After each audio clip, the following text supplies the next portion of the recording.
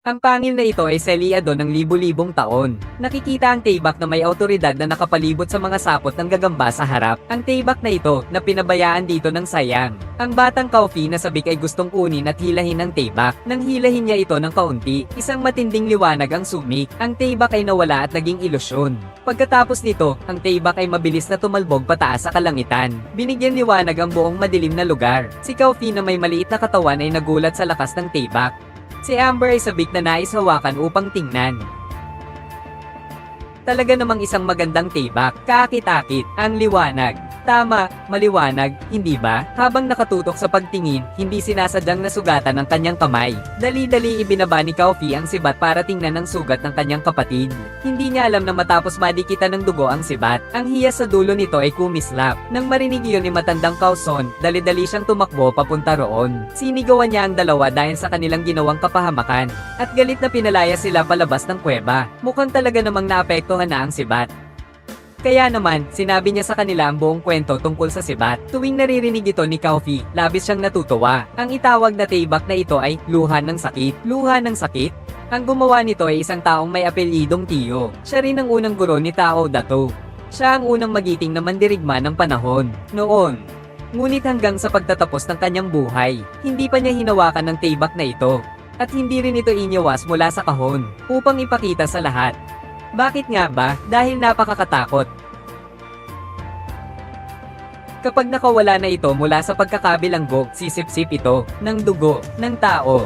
Sa puntong ito, hindi na napigilan ni Amber at tumingin siya sa kanyang mga daliri. Unti-unti akong nakaramdam ng pag-aalala. Sinabi ng aking guro na nang makita niya ang espada na ito'y nabuo pa lamang. Nahulaan na ni Master Xiao ang lahat ng maaaring mangyari. Kapag ito'y nakuha na sa lalagyan nito, magsisip-sip ito ng dugo ng tao. Alam na ng aking guro ang kanyang malaking pagkakamali. Ngunit paano niya sisirain ang bunga ng kanyang pagsusumikap? Kaya't gumawa siya ng isang patak ng luha sa espada upang selyuhan ito. Ipinagkatiwala rin ni Master Xiao ang espada sa kanyang estudyante. Sumpaan niya, hindi na dapat itong lumitaw sa Jiangho. At ang alagad na iyon ay walang iba kundi si Kauson Laonan. Pagkatapos ay inutusan niya si Xiao Fei na ihatid si Hu Pachi sa silid upang magpahinga. Naramdaman niyang lalong lumalala ang kanyang kalagayan. Kaya't pinapangako rin niya kay Hu Pachi ang isang sumpa na katulad ng kanyang ginawa noon.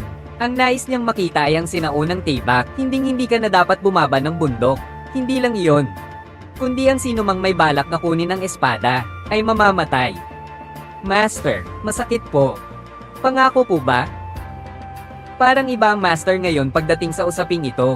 Kung hindi ko susundin ang sinabi niya, mapipilitan din naman akong pumunta sa bangko. Si CCP nga ay naglakas loob na mag-isa roon. Wala akong nagawa kaya pumayag ako sa master ko. Akala ko'y darating pa ang mga kaaway sa labas pero ang mga kaaway sa loob ay hindi na nakapagpigil pa. Hindi niya napigilan ang sarili at gusto niyang subukan ng kanyang espada. Ang bawat pag-iwas ng espada ay may malakas na puwersa. Pero habang masiglang pinapalo ang hangin, isang anino ang biglang sumulpot at sumalakay. Ayon sa instinct ni Kaufi, nagsagawa siya ng ilang galaw ngunit nahulog siya sa pagkakahawak sa leeg. Nang makapag-isip siya ng maayos, natuklasan niyang guro pala siya. Akala ng guro na ang batang ito ay mag-aagaw ng espada. Espada. Nagkagulo sila at nagliparan. Sa ilang galaw lang, nakuha niya muli ang espada mula sa kamay ng batang iyon. Kung ganito kalaki ang interes mo sa espadang ito, ibubukas ko sa iyo ang iyong mga mata. Tingnan ang nakakatakot na lakas nito. Nakita ni Amber na talagang sobra ang ginagawa ng guro. Nagmamadali siyang pinunasan ito at nagtatangkang humiling sa guro na huminto. Ngunit paano niya kayang pigilan ng guro?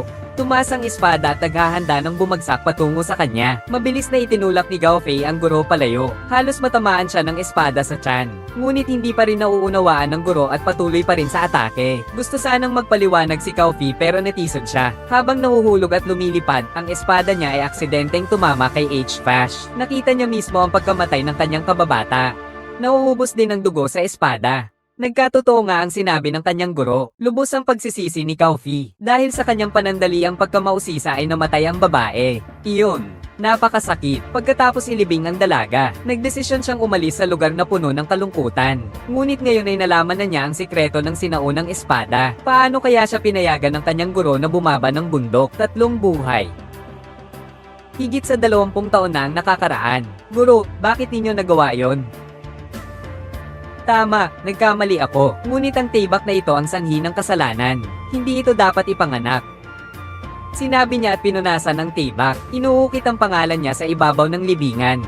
upang ang guro ay pumili sa pagitan niya at ang tibak na ito. Si Kaofi ay lumaki kasama siya mula pagkabata, parang amang anak. Ngunit ang tibak na ito ay isang sumpa, isang pagsumpa ng guro para sa kanya. Nasa mahirap na kalagayan si Elder Coulson. Mahina siya kaya hindi niya mapili. Bakit hindi na lang niya ito kanselahin?